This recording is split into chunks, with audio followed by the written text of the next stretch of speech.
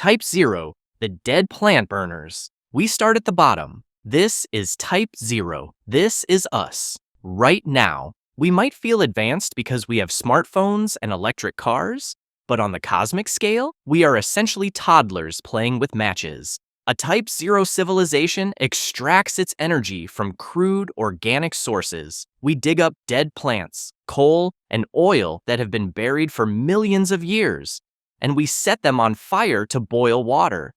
That is the pinnacle of our energy production. We are dependent on the limited resources of a single rock floating in space. We are vulnerable. A single large asteroid, a supervolcano, or a grumpy sun could wipe us out instantly. We don't control our planet. We just live on it and hope it doesn't shake us off. We are scraping the energy barrel, utilizing only a tiny fraction of the solar energy that hits our surface. To advance, we need to stop burning the furniture to keep the house warm and learn to control the house itself. Type 1, the Planetary Masters. Type 1 is a planetary civilization. This is the first major level up. A Type 1 civilization has mastered its home. They don't just survive the weather, they control it. Hurricanes, just batteries to be drained. Earthquakes, minor vibrations they can smooth out.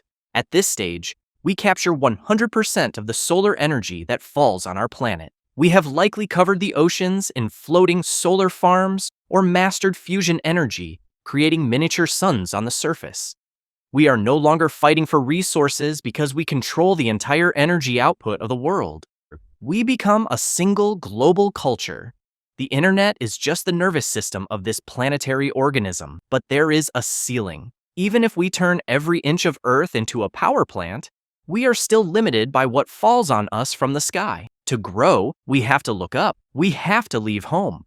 Type 2, the Star Eaters. Type 2 is a stellar civilization.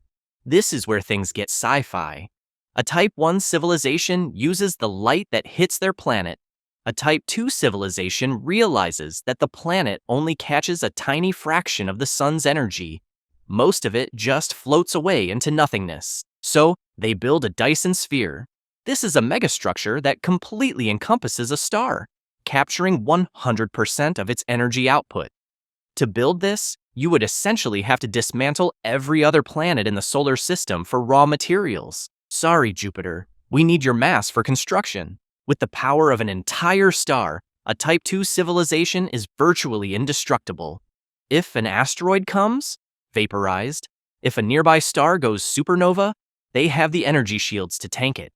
They have achieved immortality on a species level.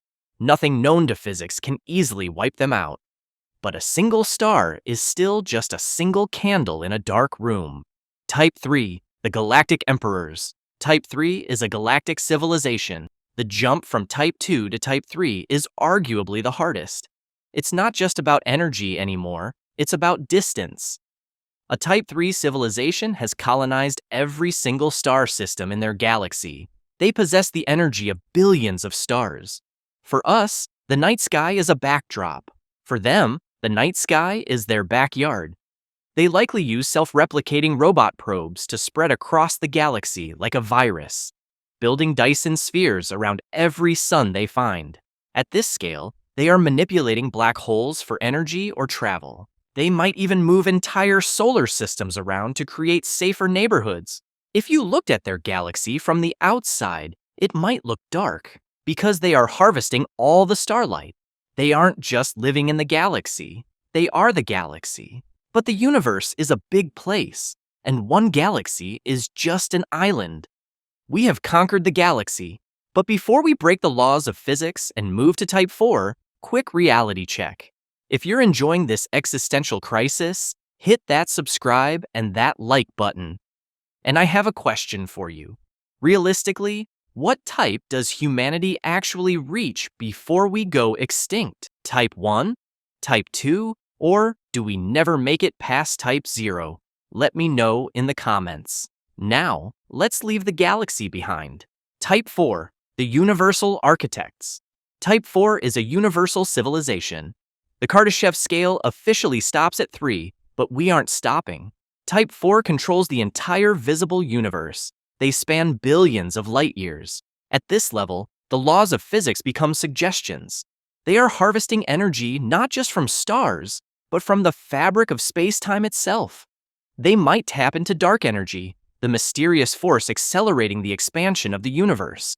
They can likely communicate instantly across the cosmos, breaking the speed of light limit, or perhaps manipulating the curvature of space to bring galaxies to them. A Type 4 civilization is managing the entropy of the universe, possibly delaying the heat death of everything. They are the gardeners of existence, pruning dead galaxies and planting new ones. But even the universe has boundaries. What is outside the box?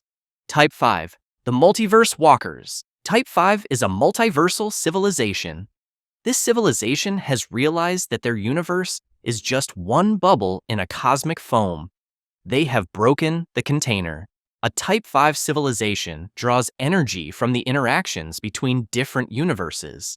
They can travel to a universe where physics is slightly different. Maybe gravity is weaker, or time runs backward and exploit those differences. They are effectively infinite. If their home universe dies, they just move to a younger one. They exist across different timelines and realities. Defeating a Type 5 is impossible because they exist in every possible variation of reality simultaneously. If you destroy them here, they are still thriving in a billion other timelines. They have conquered the concept of probability itself. Type 6, the metagods. Type 6 operates outside of space and time as we understand it. They don't just travel between universes. They create the framework that universes live in. They control the laws of physics themselves. A Type 6 civilization can create a universe with specific laws, run it as a simulation, and then delete it when they are bored. To a Type 0 like us, a Type 6 entity is indistinguishable from a god. They could tweak the speed of light, change the charge of an electron, or edit the past. They are the programmers of the simulation. They don't live in reality. They write reality. They are abstract, likely existing as pure information or consciousness rather than matter. They don't need Dyson spheres or stars. They manipulate the mathematical constants that allow stars to exist in the first place. Type 7, the Omni-Civilization. We have reached the end. If Type 6 writes the code, Type 7 is the computer, the programmer, and the electricity running it. A Type 7 civilization doesn't just control the multiverse. They are the fundamental unity of everything. There is no them and us anymore. They are omnipresent. They are capable of creating something from absolutely nothing. This is the ultimate paradox. A Type 7 entity is so advanced that they might choose to experience limitation just for the sake of it.